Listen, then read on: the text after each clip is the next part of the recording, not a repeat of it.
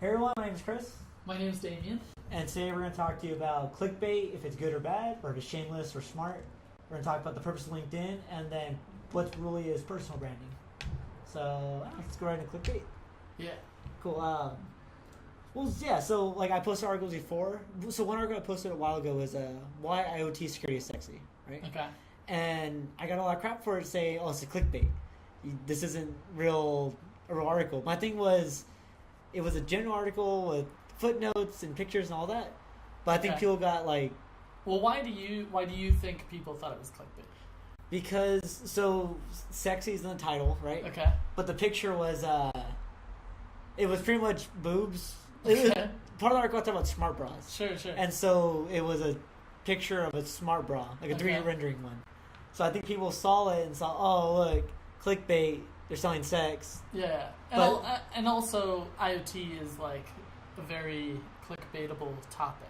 Right? Like Really? everybody's talking about it right now. Oh, cool. And so just it involving selling by sex doesn't necessarily make something clickbait, but if you're also just talking about something that's highly pertinent and it doesn't have like solid content, then it can be clickbait too.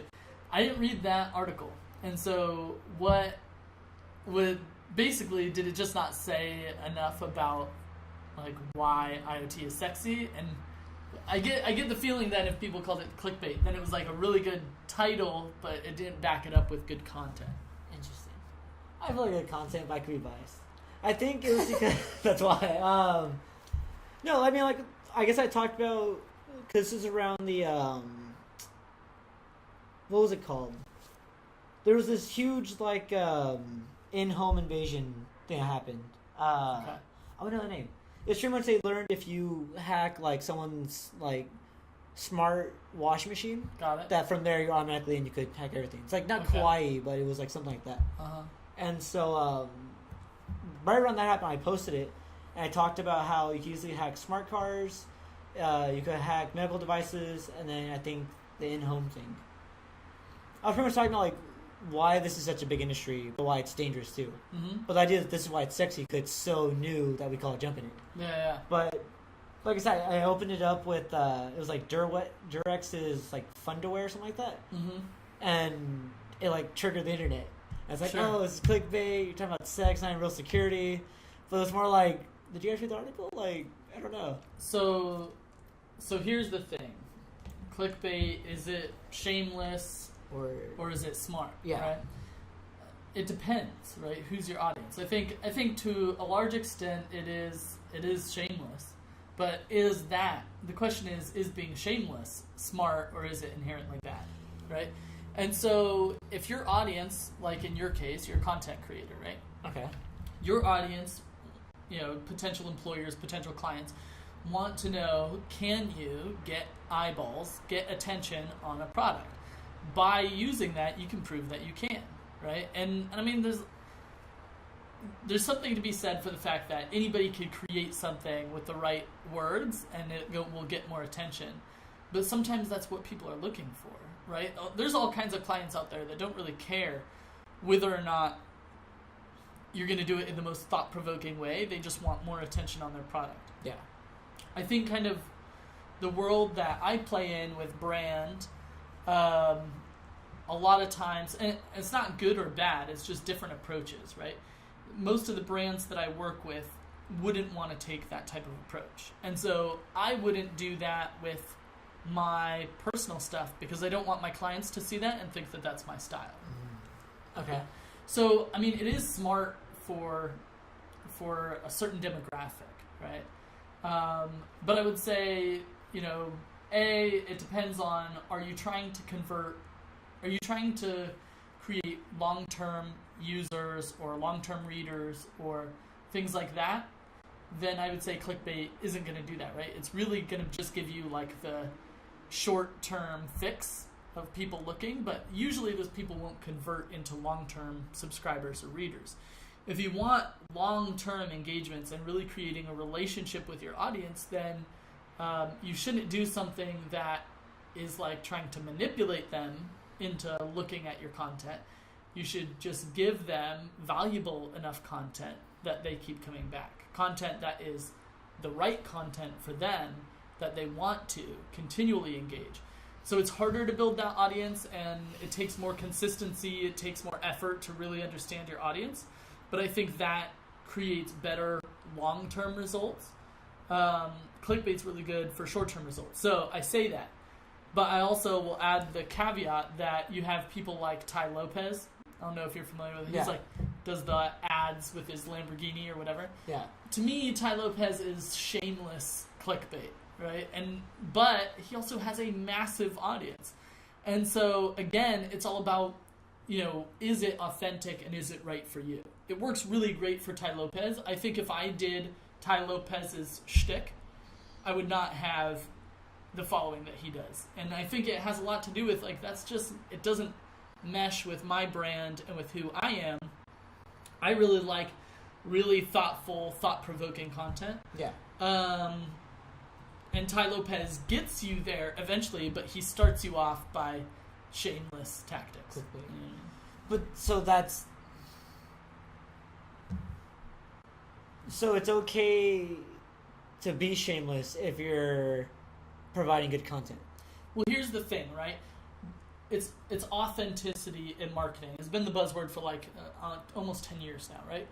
And what that really means is just being true to who you are, right? If your company doesn't care about its consumer as much as it cares about making money, honestly, if Comcast put out an ad that said we don't really give a shit about how you feel about our product, we're just the only one you're going to use, I would respect that more, right?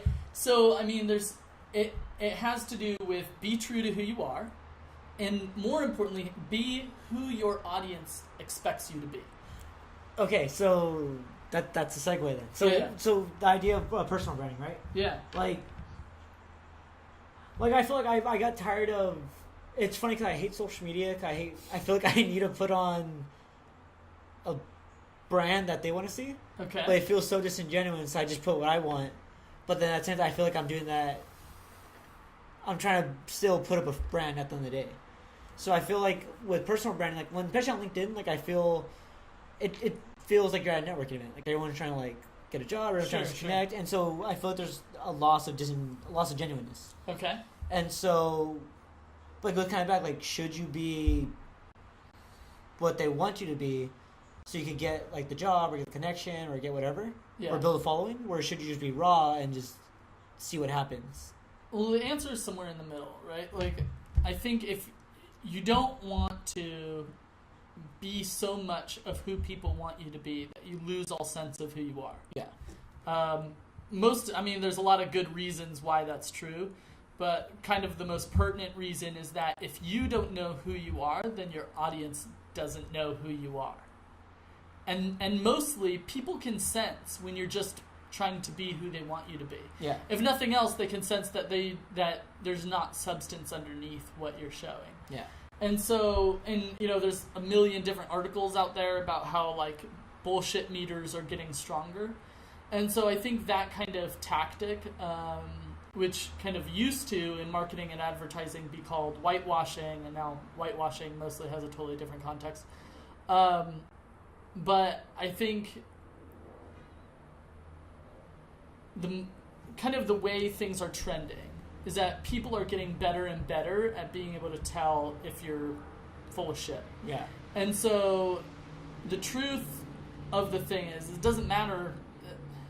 It matters, what you tell your audience, but if it's not true to you, they're going to be able to tell. So the other side of that, right, is, so when I go to a networking event, I'm definitely not just trying to be whoever they want me to be. I'm me, right? And the person I'm talking to is either going to like that, which means we're good to work together, or they're not going to like that. And they're going to reject me, but I'm going to be glad they did because we wouldn't work well to begin with anyway. And so the key, like I said, it's somewhere in the middle, right? You want to be yourself, but I'm also I'm not necessarily the same way in front of a potential client as I am in front of my friends watching the game. Yeah. Right? And so, but I would say, I don't go so far as to just be who the client wants me to be. I'm just strategically keeping out things that aren't necessarily, that might be unprofessional or might not make the relationship work. But that's dependent on who your audience is, right? Yeah. If your audience is super casual, then there'll be more room for that. Yeah. My audience tends to be people who are professionals and have been professionals for a long time. Yeah. And so they expect a higher level of decorum. Okay. So that's my point. So I'm like, if you're on LinkedIn or on Albert's list, Mm-hmm. do you put up that professional brand because that's what the community is? Or do you come in there saying, hey, this is who I am, follow me or don't follow me? Well, yeah. So, I mean, I don't go to, like, my girlfriend's book club and talk about the latest MMA fight, right? Okay. There's something to be said for, like, talking about what is relevant to the people you're talking to. So that's what I would say is different, right? It's I'll still maybe talk about my favorite book that I read most recently, right? So I'm still talking about what's relevant in terms of I'm talking about books instead of MMA, right? Yeah. But I'm talking about what book I read, what books I like, as opposed to just being like, oh, that's the book you're reading, I like that too, right? And that's where it becomes like disingenuous. And that's what I feel LinkedIn is. And that's why I'm like, I want to post content. Like when I post, I mean, that's the internet, right? If you post something and you get like bad comments on it, like this is professional, this is right, it's you're all taking this too seriously. Like this is professional Facebook. Like so why are we being? Well, I would say this, okay? That means a couple of things, and most of it doesn't have much to do with you, right? One thing that it means is that probably it triggered a lot of people, and the people who commented were the ones that were most triggered. Yeah. Right? If you look at something and you're like, oh, that's cool, like you're probably not going to comment. If you're super pissed off about it, you probably are. Okay. So just to say that you got a lot of attention from people who disliked it doesn't necessarily mean that's what the majority of people felt about it. They were just the loudest people about it, right? So I think that's really important. But also, sometimes if people don't get it, like maybe they just aren't your audience, right? To me, I still think it was successful because you got them to engage. And like clicks, views, comments, and engagement like says a lot to, a content creator's ability. So if I'm hiring you, I would look at that and I would be like, yeah, this is pretty cool. And then I just want to see other examples where you did it without being inflammatory. Yeah. Right? And I'd want to know that you could do both. Oh, cool. I didn't think about that. The other thing about LinkedIn is just like, LinkedIn's just a platform, right? So LinkedIn isn't creating a certain attitude or spirit on the platform. The people are. And I think we also have to remember the bubble that you and I are in, right? So we're in Silicon Valley where cost of living is very high and the job market is really tough. Yeah. And so there's lots of people who are really struggling to get a job or get a job that pays enough for them to have quality of life. So because of that, you end up getting... anyway,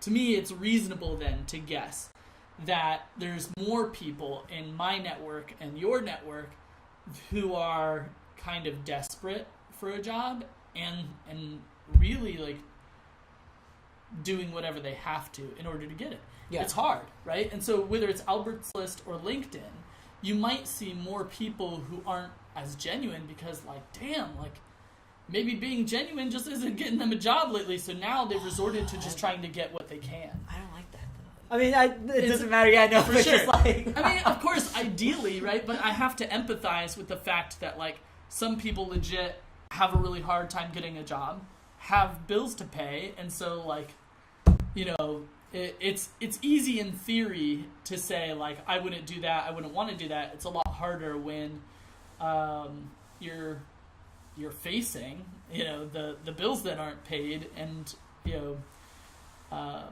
to do what you got to do to try to get a job. Yeah. My advice for people in that position would still try to be true to who you are, but try to define that more clearly so that you can address people who are more likely to say yes to you. Yeah.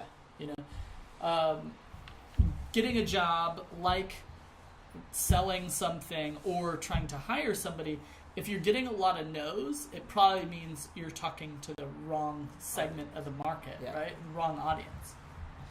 So on that note, hey everyone, thanks for watching. We really enjoyed this. This is what we do on a normal basis. Now we're just recording it. If you like the topics, please let us know. If not, let us know what other topics you'd like us to talk about. We're very, what's the word?